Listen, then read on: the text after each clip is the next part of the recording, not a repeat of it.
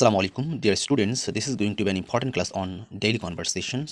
আমরা যে দৈনন্দিন একে অপরের সঙ্গে কথা বলি, সেই কথা বলতে গিয়ে আমাদের সিম্পলি যে সাধারণত ইংরেজি সেন্টেন্সগুলো ব্যবহার করা হয় এবং যে ওয়ার্ডগুলো আমরা ব্যবহার করি প্রতিনিয়ত, সেই বিষয়গুলো নিয়ে আমরা আলোচনা করব। যদিও সহজ, খুবই ইম্পর্টেন্ট, এটি আমাদের বাস্তব জীবনের সাথে সম্পৃক্ত। আশা করছি প্রত্যেকে উপভোগ করবেন। যারা ইউটিউবে দেখবেন তারা অবশ্যই সাবস্ক্রাইব করবেন, আর যারা ফেসবুকে দেখবেন লাইক কমেন্ট শেয়ার করে পাশে থাকবেন। চলুন আমরা শুরু করি। Topic daily conversation part number 1। প্রতিদিনের কথোপকথনে আমাদের সবচেয়ে বেশি প্রয়োজন হয় প্রশ্ন তৈরি করা এবং উত্তর দেওয়া। এখন আমরা প্রশ্ন তৈরি করে উত্তর দেওয়া শিখব।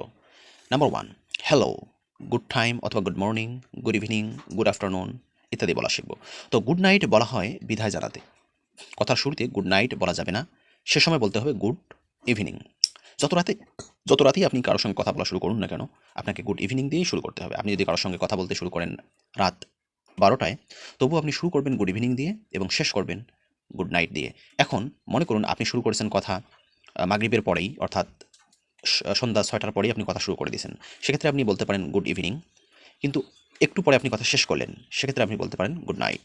মূলত গুড ইভিনিংটা বিগিনিংকে বোঝায় আর গুড নাইটটা এন্ডকে বোঝায়। অর্থাৎ আমাদের কনভারসেশনের শুরুটা ইভিনিং দিয়ে শুরু হবে, শেষটা নাইট দিয়ে শেষ হবে। ওকে, এরপর আমরা নাম্বার 2তে আসবো।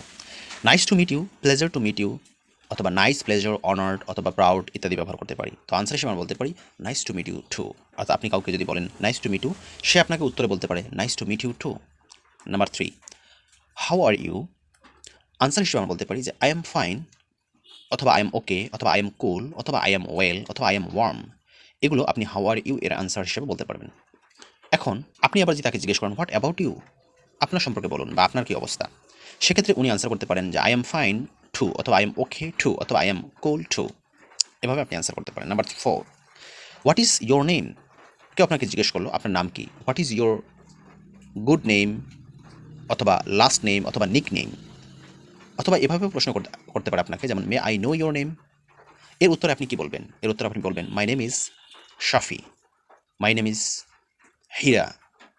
এভাবে আপনি অ্যান্সার করতে পারেন। অথবা বলতে পারেন my first name is Shafi, my last name is Islam, হ্যাঁ, my good name is Mohammad Shafiqul Islam. আপনার ইচ্ছা, আপনি যেভাবে মন চায় আপনি এটা বলতে পারবেন। Number 5, how old are you. How old are you মানে আপনার বয়স কত। যদি আপনাকে এভাবে কেউ জিজ্ঞেস করে আপনি অ্যান্সার করতে পারেন আই এম 30 ইয়ার্স ওল্ড, অথবা আই এম 25 ইয়ার্স ওল্ড, অথবা আই এম 16 ইয়ার্স ওল্ড। আপনার ইচ্ছা, আপনার যত বয়স সেটা আপনি বলবেন। অথবা আপনি বলতে পারেন আই এম অনলি 10, অথবা আই এম অনলি 16, অথবা আই এম অনলি 25, অথবা আই এম অনলি 20। এভাবে আপনি আনসার করতে পারেন। নাম্বার 6, আমরা এখানে ডেইলি কনভারসেশন পার্ট নাম্বার 2তে আসছি। হোয়ার আর ইউ ফ্রম। আমরা এখানে ডেইলি কনভারসেশন পার্ট নাম্বার 2, এখানে নাম্বার 6 থেকে আলোচনা শুরু হবে। আমরা 6-এ এভাবে প্রশ্ন করতে পারি যে হোয়ার আর ইউ ফ্রম, আপনি কোথা থেকে এসেছেন।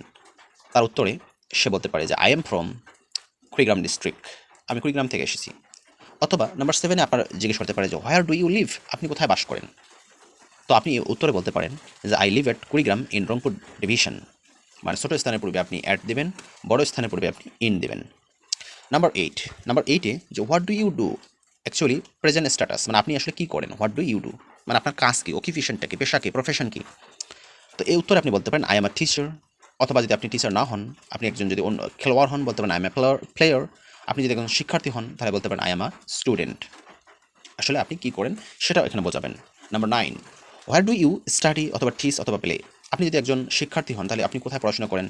আর যদি আপনি টিচার হন আপনি কোথায় টিচ দেন, মানে শেখান। আর আপনি যদি প্লেয়ার হন কোথায় আপনি খেলেন, এটা আপনাকে জিজ্ঞেস করা হয়েছে। তাহলে আপনি অ্যান্সার করবেন যে I study at Kurigram government college, অথবা I study at Carmichael college Rangpur.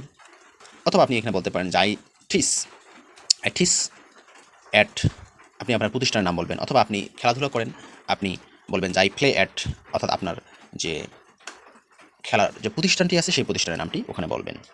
এভাবে আমরা ডেইলি কনভারসেশনগুলো করতে পারি। তো আমরা এই 1 থেকে 9 পর্যন্ত এই ডেইলি কনভারসেশনগুলো আজকে এই ক্লাসের মাধ্যমে জেনে নিলাম। আশা করছি এই ক্লাসটি উপভোগ করবেন। যাদের ভালো লাগবে অবশ্যই লাইক কমেন্ট শেয়ার করবেন এবং পাশে থাকবেন। ধন্যবাদ সকলকে। আসসালামু আলাইকুম।